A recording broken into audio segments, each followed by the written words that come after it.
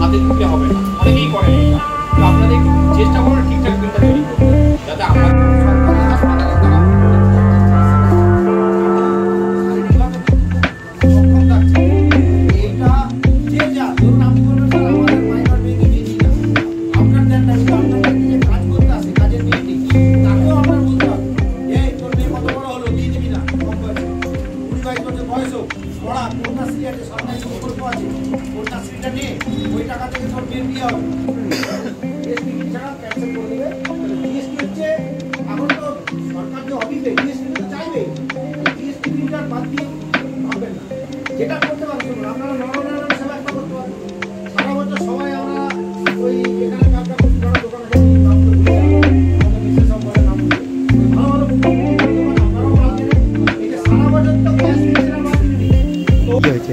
আজকে অনেকগুলোকে দেওয়া হয়েছে, বাকিগুলোকেও যেভাবে অ্যাপ্রুভ করছে সেভাবে চলে আসছে। এবং পুজো কমিটিগুলোর সঙ্গে এটা আমাদের এবারে প্রথম বসা হলো ফর্মালি। ইনফর্মালি তো কথা চলছে এবং আগামী দিনে কোঅর্ডিনেশন মিটিং হবে।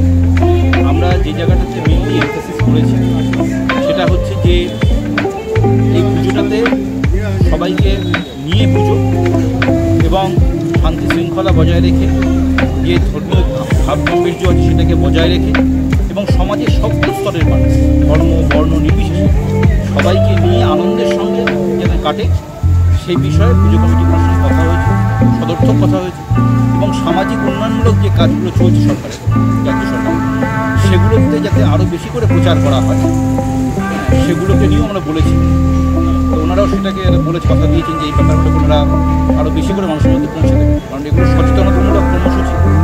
যত সচেতনতা বাড়বে তত মানুষের কাছে সুযোগ। স্যার গাইডলাইন কী কী এসছে এবারে পুজোতে?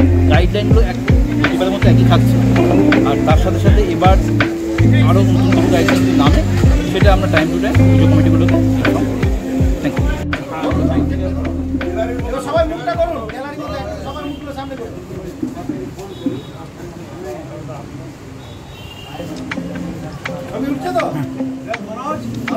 হ্যাঁ হ্যাঁ হ্যাঁ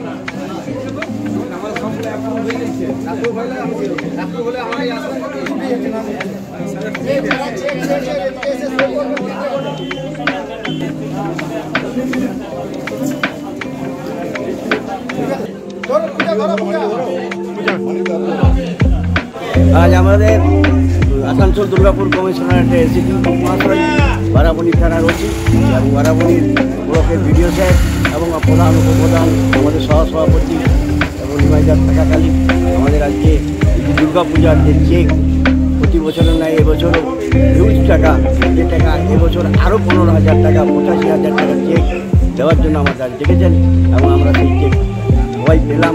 বারাবণীর যতগুলো পুজো কমিটি রয়েছে যাদের মধ্যে অনুমোদন হয়েছে, আমরা এই টাকা পেয়ে খুবই আনন্দিত, খুবই খুশি।